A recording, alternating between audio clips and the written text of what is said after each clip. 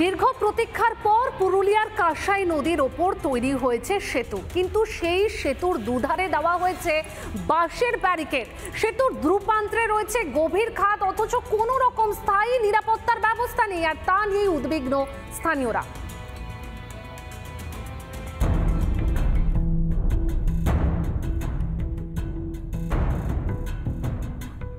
কাঁসাইয়ের কোনাপাড়া এলাকায় রয়েছে এই সেতু, যে সেতু মানুষের বহু প্রত্যাশিত।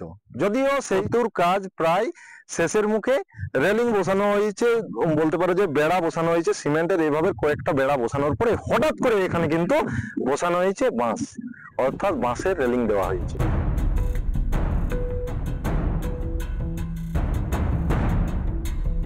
উদ্বোধন না হলেও প্রতিদিন এই সেতু দিয়ে যাতায়াত করছে বহু গাড়ি। সেতুতে কোনো শক্তপোক্ত রেলিং নেই, সেতুতে সাদা কালো রং করা বাঁশের বেড়া দেওয়া হয়েছে।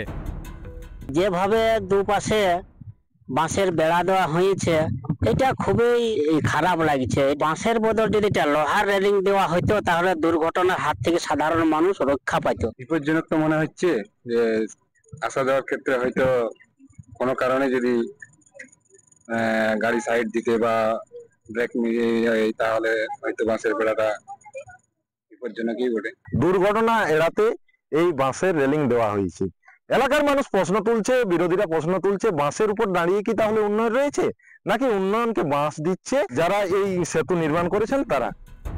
যেখানে থাকার কথা ছিল লোহার রেলিং বা কংক্রিটের শক্ত কাঠামো, সেখানে বাঁশ দিয়ে দায়সারা কাজ চলছে কেন, প্রশ্ন তুলছেন স্থানীয় বিজেপি নেতারা।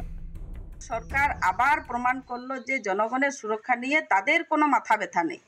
টাকার বান্ডিল পকেটে ঢুকিয়ে শাসক দল চুপ।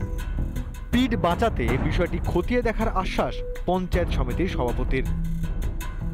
এই বিষয়টা সম্পর্কে আমি আগামী কালকেই যাব সেখানে, এমনকি যারা ঠিকাদার আছেন তাদের সাথে কথা বলবো, এমনকি ইঞ্জিনিয়ার সাথেও আমি কথা বলবো যে কি ব্যাপার বটে, বাঁশের বেড়া কেন দেওয়া হয়। যে কোনো সময় এই বাসের রেলিং ভেঙে বড় দুর্ঘটনা ঘটতে পারে, কারণ ক্যামেরা পার্সনকে দেখাতে বলবো একেবারে কাছে এসে গর্ত রয়েছে এবং দুপাশেই গর্ত রয়েছে, এবং সাধারণ মানুষের যে নিরাপত্তা, সেই নিরাপত্তা নিয়েও প্রশ্ন তুলছেন এই এলাকার মানুষ।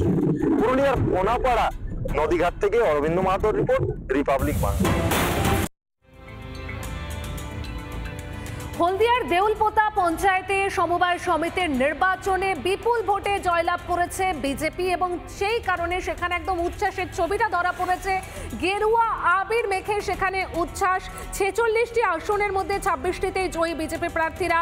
জয়ের পর গেরুয়া আবির মেখে উল্লাস বিজেপি সমর্থিত প্রার্থী ও তাদের অনুগামীদের।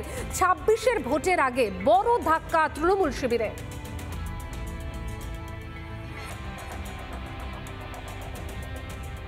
মুর্শিদাবাদ বিধানসভার এমএলএ, জেলা পরিষদের কর্মাধ্যক্ষ, সর্বস্তরের নেতা যারা এই সময়ের ভোটার নয়, সবাই এই সমস্ত বুথে গিয়ে জমায়েত করে। তা সত্ত্বেও এই হাদিয়া, সাপুয়া এবং বসাঞ্চকের সমবায়ী মানুষজন ভারতীয় জনতা পার্টির পক্ষে সমর্থন দিয়েছেন।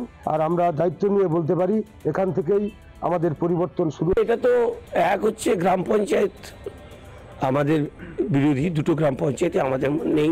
বিজেপি এবং সিপিএম এক হয়ে প্রতিদ্বন্দ্বিতা করেছে। মানুষ যাদেরকে দায়িত্ব দিয়েছে সমবায় চালাক, কোনো অসুবিধা নেই। কিন্তু আমরা মনে করি যে অনেক ভালো রেজাল্ট হচ্ছে, আগামী দিনে এখানে অনেক ভালো রেজাল্ট আমরা করতে পারব। নানা ধরনের কন্টেন্ট দেখার জন্য লাইক করুন, শেয়ার করুন আমাদের ফেসবুক পেজ, সাবস্ক্রাইব করুন আমাদের ইউটিউব চ্যানেল। পাশাপাশি অন্যান্য ব্রেকিং নিউজের জন্য অবশ্যই চোখ রাখুন রিপাবলিক বাংলায়।